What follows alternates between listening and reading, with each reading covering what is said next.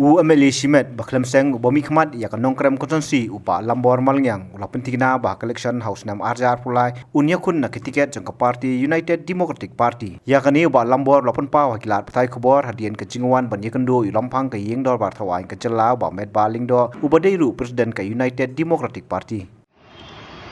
na chai pi interview hakni kapor ngayeng hapo ke jaga ko no nung kam shu ban batai pi nga ngadan hangno ngadon hapo kani ka pulau jong di speaker badan brom jongi te nakaleng jonga banshai lamar banshia buri sa kamlong kamot nakaleng jonga